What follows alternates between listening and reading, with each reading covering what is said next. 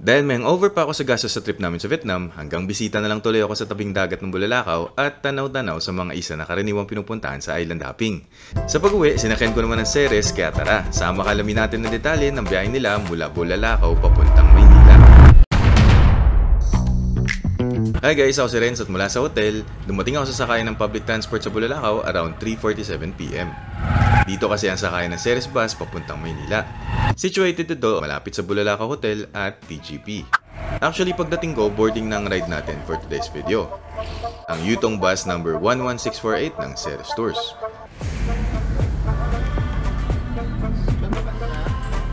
Two by 2 set configuration, air condition, may TV, ample legroom, USB port, pero hindi equipped ng CR. Dito rin matatagpuan ang mga UV Express at modern jeep going to Calapan at tricycle papunta sa town proper. Picturean mo yung number na yun sa unahan at saka yung sa huli, 11648 na bus kasi may mga kasabay dito sa Baroo, magkakamukha ito. Baka sa ibang bus kayo makasakay mamaya. Actually, nabili ni nanay si ate at ang kanyang kasamang senior sa bus crew dahil first time nila sa Tawid Dagat bus ride. Kaya kung ikaw ay first timer, ang unang dapat mong gawin ay tandaan ang body number ng iyong bus. Umalis ang bus sa sakayan ng 4:15 PM. Ang schedule ng Ceres mula Bulalakaw papuntang Maynila ay 5 AM, 8 AM, 4 PM at 5 PM. Kapag ikaw naman ay galing ng Maynila papuntang Bulalakaw, ang kanilang schedule ay 5 AM, 7 AM at 3 PM.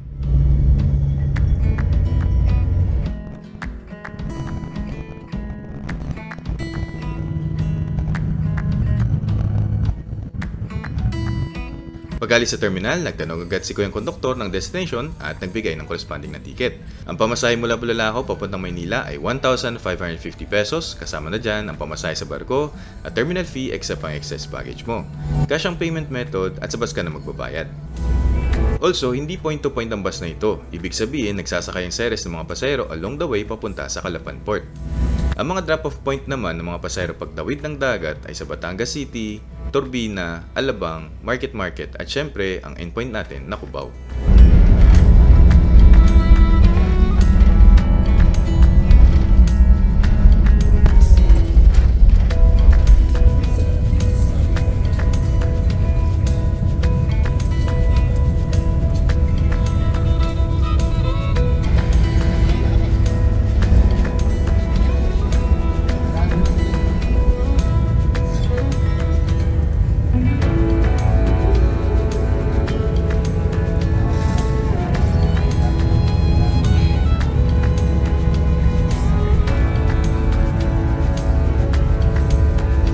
Dito sa halos tapat ng SPEC or Evacuation Center, ang bus stop ng Ceres sa Mansalay na siya ring nagsisilbing ticket outlet.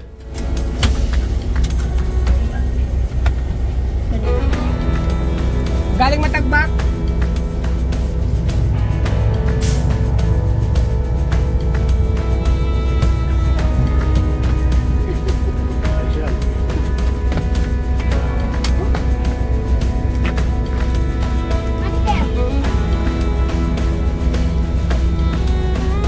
Nagpatuloy na ang bus sa biyahe after 10 minutes.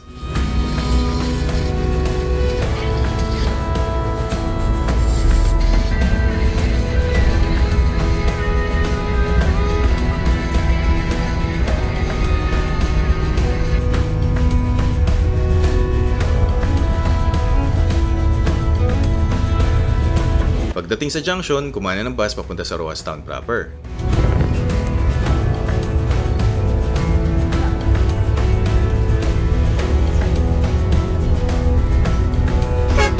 Pero bago marating ang proper, tumigil muna dito sa tapat ng Ranilo Store dahil isa rin na tong Ceres Ticketing Outlet at bus stop.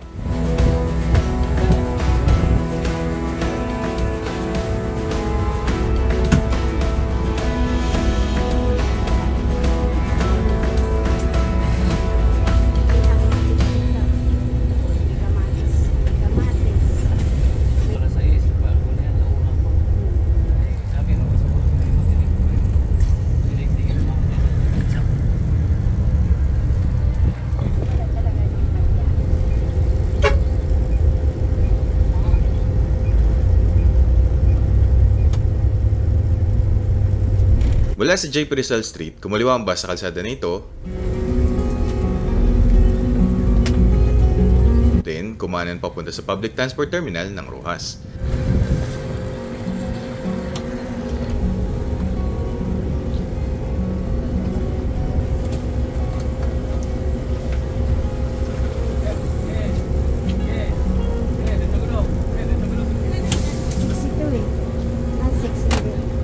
Makakapag-CR ang mga pasahero dito.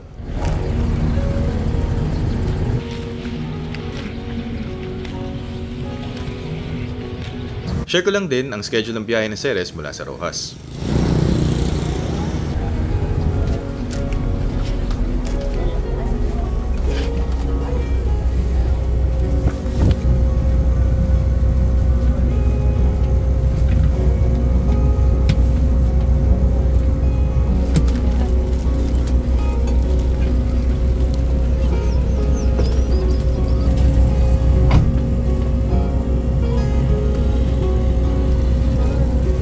Marami-rami ang sumakay dito kaya nagpatuloy ang bus sa biyahe after almost 20 minutes na.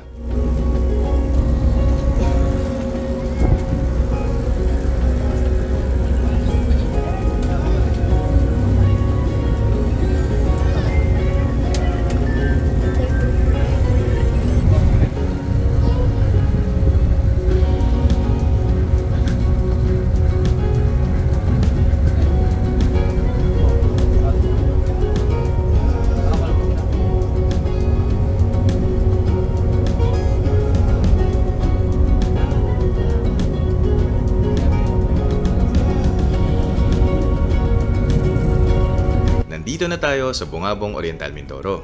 Hindi ko nakahanan ng video pero kumaliwa ang bus sa bypass road kaya hindi natin madadaanan ang town proper. Pagdating sa dulo ng bypass road, kumanan ng bus sa Francis Coronel Road then kumaliwa agad papunta sa Western Nautical Highway.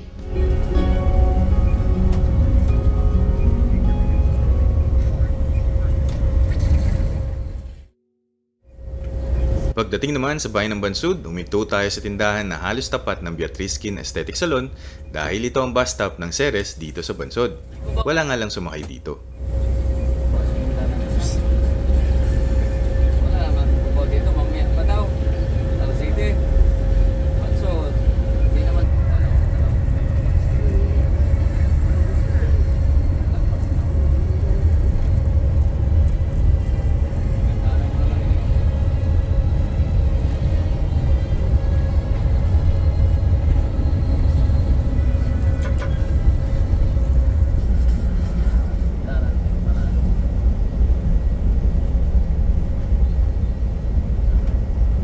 Welcome sa Gloria Oriental Mindoro.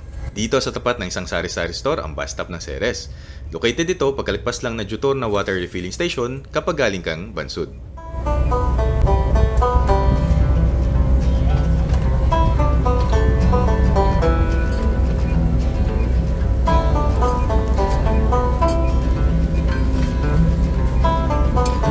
Surprisingly, halos mapuno na ang bus dito pa lang sa Gloria kaya may katabi na ako mula dito.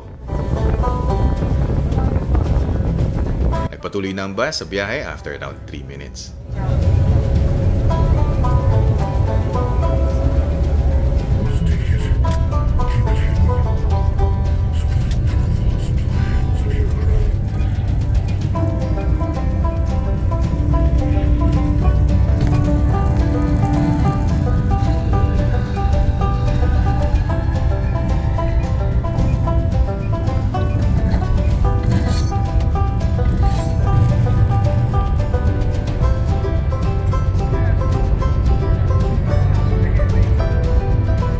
Nandito na tayo sa St. Gabriel Animal Bite Center dito sa bayan ng Socorro na nagsisilbering bus stop ng Ceres.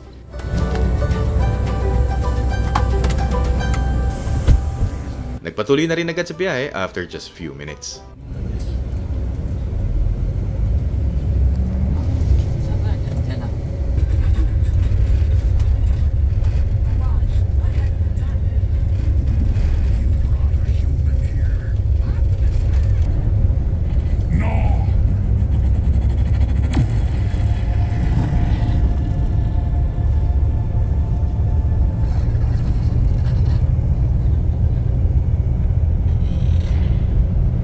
Ilang minuto lang pagkalagpas ng town proper ng Victoria, gumilid ang bus sa Banay-Banay sa 4 para sa ating nag-iisang meal stop.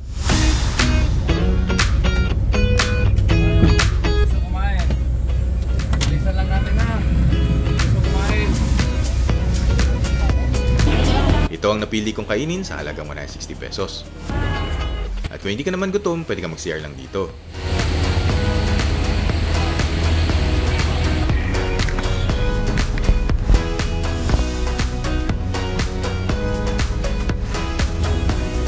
Ay patuloy ang bus sa biyahe after more than 20 minutes.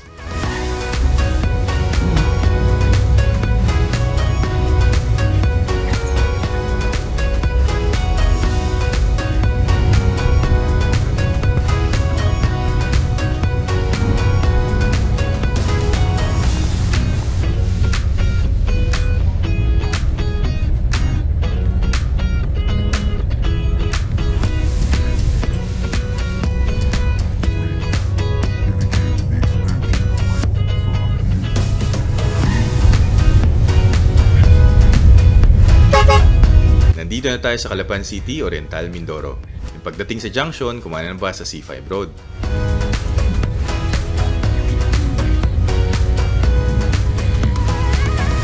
Then kumaliwa sa Rojas Drive dahil papunta na tayo sa Calapan Port.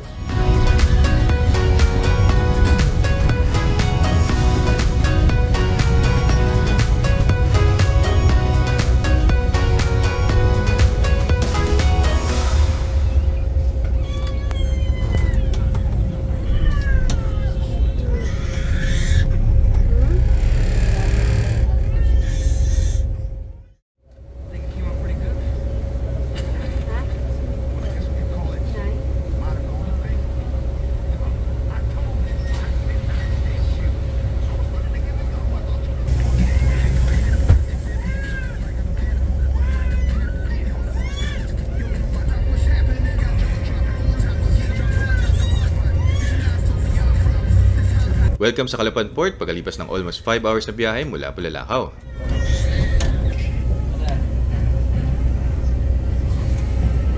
May nag-expect lang na taon ng port, then pinapila na ang bus sa lane 8.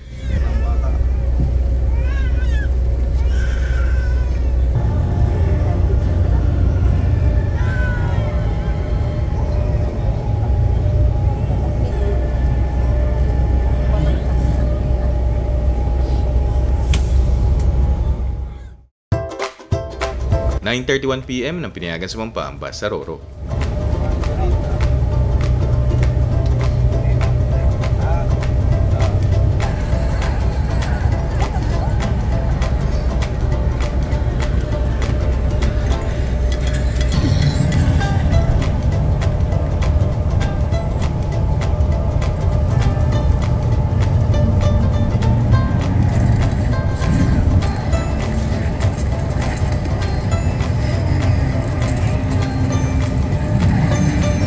Ito ang Roro natin ngayong gabi.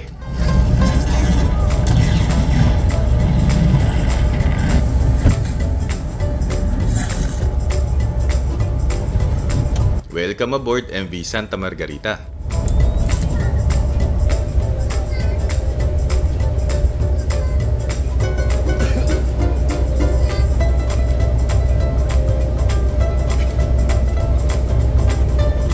Bago bumaba, nagpasulat na si Kuyang Konduktor sa passenger manifest.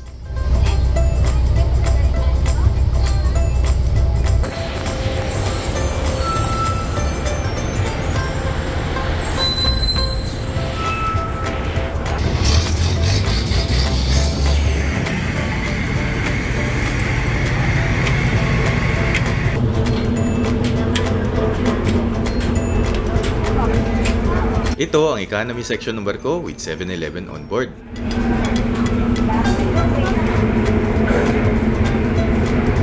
Bago ako maghanap ng maupuan, tingnan muna natin ang top deck.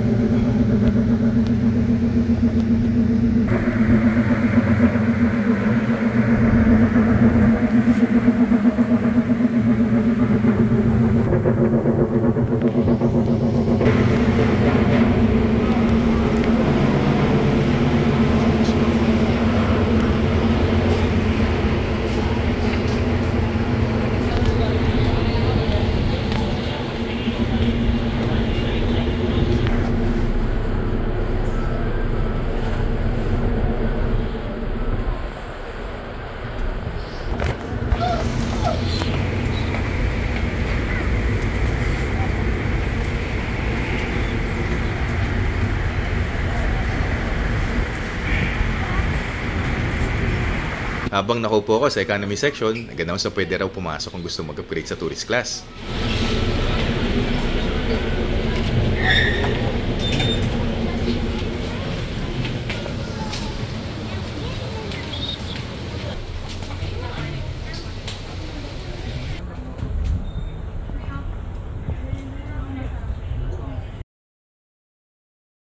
"10:34 PM nang umalis ang barko sa Calapan Port.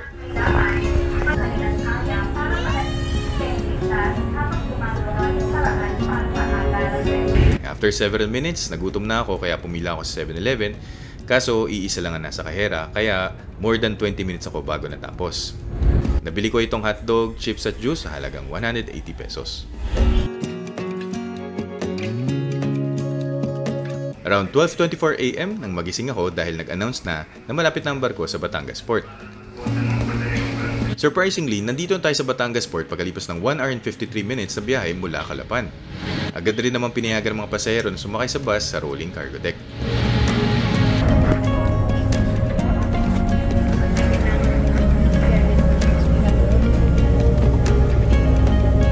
Inabot naman ng almost 20 minutes bago nakausad ang ating bus.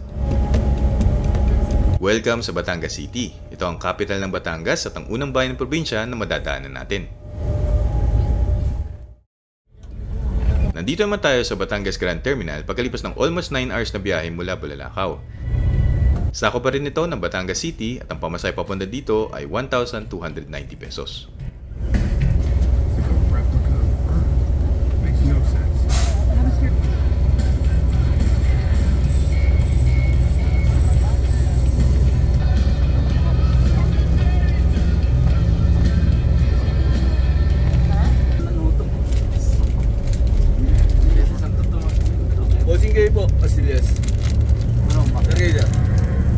Paglabas ng terminal, kumuha na ng bus sa Diversion Road dahil papunta na tayo sa Star Toll.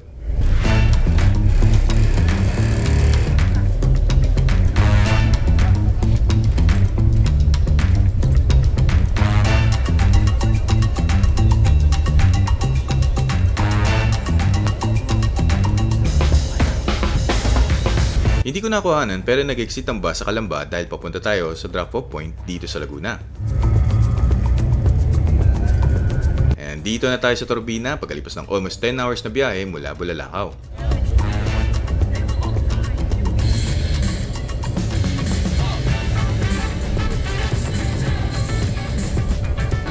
Sa Flying V, binababa ang mga pasahero. Ang pamasahe papunta dito mula Bulalakaw ay 1,310 pesos.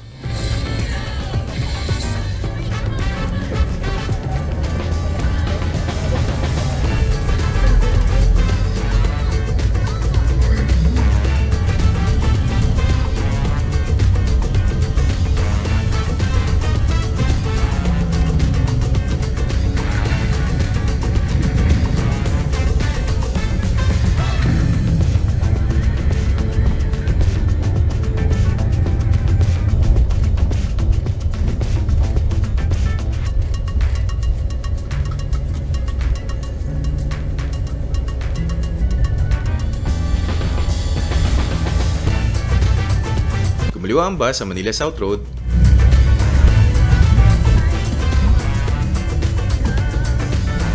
at pumasok dito sa Transpark Terminal dahil dito naman ang drop-off point ng mga bababa sa Alabang.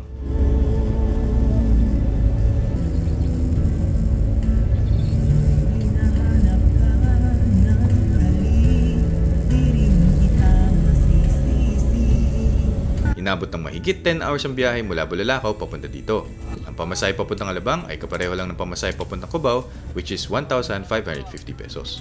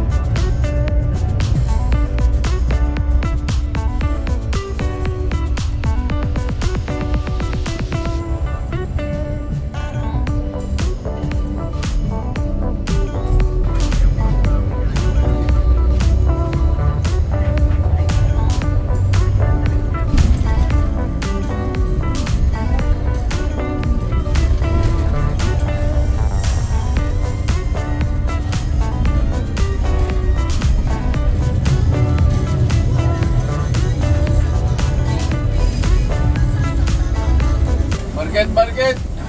At bago pa ang endpoint, nagbabari ng series ng pasahero sa tapat ng market. Ang pamasahe papunta dito ay 1,550 pesos rin mula Bulalakaw.